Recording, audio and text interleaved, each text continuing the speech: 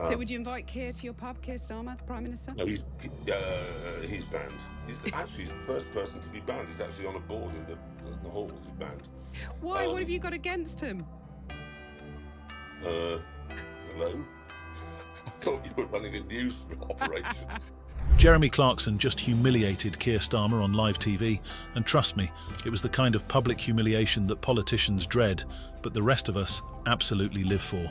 It's not every day you see someone fearlessly rip into the Prime Minister without so much as a care in the world about getting dragged into a legal nightmare. But then again, Clarkson's never exactly been the type to worry about stepping on powerful toes. Well, if you own a farm or land, you have an additional £1 million inheritance tax than anyone else does. So already they have additional land that they can pass on without paying any inheritance. What set him off this time was just Starmer's latest budget disaster, which seems to have thrown pensioners and the working class straight under a bus. Because why let people keep a bit of dignity when you can casually ruin their financial future in the name of some imaginary budget black hole?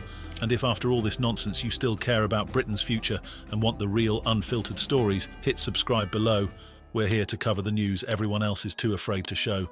They say well, lots of people will be dead by the time that comes through. What we want to know is in the course of this Parliament. Robert, I think this is really important. So, Jeremy Clarkson, yes, the same guy who made a career out of speeding cars and snarky one-liners on Top Gear, is now tearing into politicians with the same no-nonsense flair. It's wild to think how this man, who once judged a car's worth based on how fast it could make his face look ridiculous, has shifted gears so drastically. But he's not just talking about fast cars anymore. Now, he's going after Keir Starmer and Rachel Reeves, and believe me, he's doing it with even more venom than he ever saved for a dodgy Vauxhall. And here is how he responded to Starmer's government.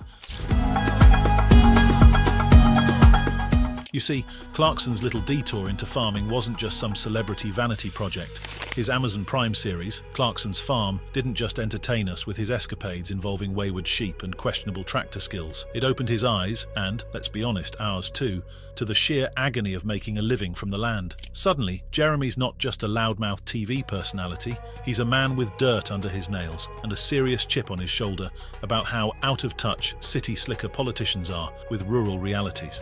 Tax. Yep. And indeed, 73% of farms last year would not pay any inheritance tax at all, even after our changes. And after that next £1 million, there is a 50% discount on inheritance tax. So, what's lit this fire under Clarkson's well-worn boots? It's the new budget proposal brought forward by Rachel Reeves, Labour's Shadow Chancellor of the Exchequer, a move that's left farmers fuming. In a supposed attempt to balance the books and plug some ominous financial black hole, because of course there's always a black hole when taxes need raising, Reeves has thrown family farms under the bus. The plan was to strip away inheritance tax exemptions for farms worth over $1 million.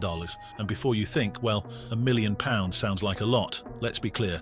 In the world of farming, that's not a palace. It's the fields, the barns and the livestock, the very soul of a family's livelihood. Compared to what everybody else will pay, and you can pay that inheritance tax over a 10-year period in a way that no one else is able to. So I think we've got the right balance there. We did need to raise taxes to fill the black hole, to put our public finances on a stable footing. We did that yesterday. Clarkson is furious, and for good reason. This isn't some luxury tax targeting the ultra-rich or people sipping champagne in private jets. We're talking about the everyday reality of farmers who work from dawn till dusk, year after year, on land that might have been in their family for generations. Stripping these exemptions means these families could end up selling off chunks of their farms, or even worse, losing everything they've ever worked for. And here's a fun, cheerful stat for you. Around 70% of farms could be hit with these tax bills, and the consequences are anything but abstract. It's an existential threat that could erase entire histories in a single stroke. Your popularity has collapsed more significantly after winning an election than any other Prime Minister in modern history. Is that because you essentially misled the country during the election and you've raised taxes in a way that no one was expecting? Clarkson, who's had his share of reckless antics, is dead serious about this. He's not just firing off sarcastic barbs for a cheap laugh, he's putting himself out there, loudly and unapologetically, to defend the people who quietly keep Britain fed. To him, it's a classic case of clueless policymakers, making decisions in posh offices without ever setting foot in a muddy field. He's seen how brutal farming life can be, from unpredictable weather to mind-numbing bureaucracy, And he's got zero patience for politicians who don't understand the difference between farming subsidies and pocket change. I came into politics relatively late in life, having done other things. I came in with one purpose only, and that is to change lives for the better. We made key choices yesterday in relation to the future of our country. But choices that weren't in your manifesto. There was no suggestion of £40 billion of tax rises in that manifesto, Prime Minister. We inherited a very badly damaged economy. And it's not just the financial hit that's upsetting farmers. It's the fact that this land is more than just an asset. It's heritage, a legacy. Imagine a family that's cared for the same fields for over a century, only to be forced to sell it all because some out-of-touch policy doesn't consider the human cost. Clarkson's voice, once reserved for mocking slow drivers and shoddy car designs, is now the rallying cry for rural Britain. Critics can call it a PR stunt if they want, but it's hard to ignore the sheer passion behind his words. The big question is whether Jeremy Clarkson's unexpected but heartfelt defence will force politicians to listen, or if this issue will get buried under the weight of London-centric decision-making. Guess we'll have to wait and see.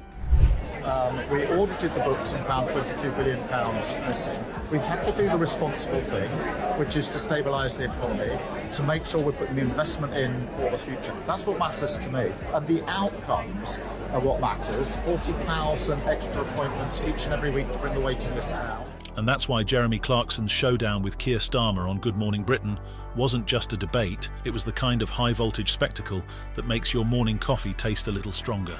The date was October 29th, 2024, and the tension in that polished TV studio was thicker than a pint of Guinness. You had all the usual morning show fluff, smiley hosts, cheery graphics, serving as the backdrop for what would soon turn into a verbal brawl. Clarkson, face twisted with barely contained outrage, looked ready to verbally dropkick Starmer into next week. And Starmer, well, he was trying his best to look composed, adjusting his tie like a man who knew he was walking into a lion's den, but had no choice but to do it anyway. If you've stuck around this long, hit that subscribe button below, because let's face it, you care about where Britain's headed under these politicians, and we've got plenty more to say. We've got the right teachers and the right numbers in our schools, so every child can go as far as their talents will take them. And making sure that we've got houses that are affordable for everybody across the country. With a voice laced in sarcasm thick enough to spread on toast, he asked, "Do you seriously believe taxing family farms is the magic bullet for fixing the economy? Because unless farmers have secret gold mines under their fields, this policy is a joke." Starmer, sticking to his pre-rehearsed lines, tried to ramble on about Labour's grand plan to plug the mythical $40 billion financial black hole left by Conservative mismanagement. But Clarkson wasn't buying it, and made sure everyone knew it. Arms waving like he was conducting an orchestra of fury, he cut in with, "Oh, brilliant plan. Penalise the very people who keep the country fed.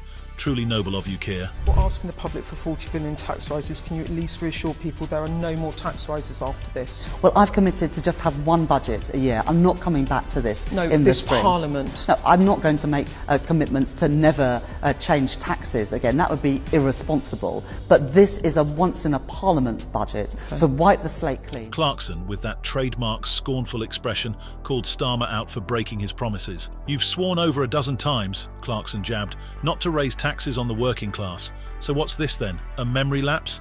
Or do you think we all have the brain power of a goldfish?" Starmer, visibly rattled, tried to defend himself, but looked about as steady as a Jenga tower in an earthquake. His polished facade cracked, and the beads of sweat forming at his hairline were proof enough that he was feeling the heat. Every attempt to steer the conversation back to Labour's necessary but tough economic measures only seemed to make things worse. Clarkson had the upper hand, and he knew it. First time today are looking at a longer-term horizon. That's really welcome. And they say Well, that lots of people will be dead by the time that comes through. What we want to know is in the course of this Parliament. I think this is really important, because there's often criticism of government that they make short-term decisions reflecting the lifetime of a parliament. Body language was telling. Clarkson leaned forward, aggressive and animated, his hands punctuating every point as if to hammer his words into Starmer's skull. Starmer, in contrast, retreated into his seat, fingers twitching nervously, looking like he wanted nothing more than to melt into the studio floor. Even the hosts, seasoned pros at handling political squabbles, looked taken aback, glancing nervously between the two like referees, unsure if they should break up the fight or let it run its course. The whole scene was a masterclass in televised discomfort, and viewers couldn't tear their eyes away. I think this is really important, Because there's often criticism of government that they make short-term decisions reflecting the lifetime of a parliament, rather than the long-term decisions to put our country on a better path. And what the OBR say is that the long-term impact of the decisions we've made today, particularly on investment, will boost GDP by 1.4%. That's really welcome. They also say it's a bit of a sugar rush, decisions. that you're going to get growth in the short term, but then it's going to slow down. So that must And then be it a increases. concern. And then it No, increases. but I'm talking about it must be a disappointment that by the end of the Parliament, growth, the size of the economy, will be no greater. Once the cameras stopped rolling, the media circus kicked into overdrive. The Daily Mail headlined with "Clarkson shreds Starmer," a political takedown to remember, while The Guardian rushed to salvage Starmer's dignity, calling it an unfair ambush on Labour's sincere financial reform efforts. The Sun, never one to mince words, blasted out, "Starmer fumbles yet again, promises broken and farmers betrayed." The post-mortem analysis filled columns and airtime, painting Clarkson as either a hero of the countryside or a loudmouth celeb stirring up drama, depending on which publication you read. You're going to get growth in the short term, but then it's going to slow down. So that must And then be it a increases. concern. And then it No, but I'm increases. talking about it must be a disappointment that by the end of the Parliament, growth, the size of the economy, will be no greater. Well, the growth forecasts today are certainly not the summit of my ambition. This is the first budget. Social media was an absolute frenzy. X, formerly Twitter, exploded with clips and memes of the showdown. Users joked Clarkson should replace Paxman as the nation's most feared interviewer, while others called it the most entertaining thing on TV since Love Island. Hashtags like Josh Clarkson v Starmer and Save Our Farms trended for hours. Supporters of Clarkson cheered his blunt honesty, while Starmer's loyalists scrambled to defend him, claiming it's easy to criticise from a comfy farm in the Cotswolds. Facebook, meanwhile, saw heartfelt posts from farmers sharing stories of generational land and the devastating impact of inheritance taxes. Rural communities found a rallying cry in Clarkson, while armchair critics debated whether the policy was as catastrophic as he made it sound. All of our plans are fully costed and fully funded, and that means no tax rises for working people. We're not going to be raising tax on working people. We will not raise taxes on working people. We're not putting up taxes on working people. Labour government will not raise income tax, will not raise national insurance contributions and will not raise VAT. We're not going to increase tax on working people, and that means that Labour will not be putting up taxes on working people. But no, we don't think that we should be raising taxes on working people. There'll be no additional taxes on households under a Labour government. let me be absolutely clear, we will not raise tax for working people. High-profile figures couldn't resist chiming in. Nigel Farage, never one to miss a chance to bash Labour, tweeted, "Clarkson just laid out the painful truth. Starmer doesn't get the real Britain." And the live TV drama wasn't just water-cooler talk, it ignited real-world action. Farmers' unions organised urgent meetings, while rural advocates made it clear they wouldn't go down without a fight. Clarkson may not have all the answers, but he sure knows how to spark a movement, and as the political fallout continues, one thing's clear: this clash is far from over.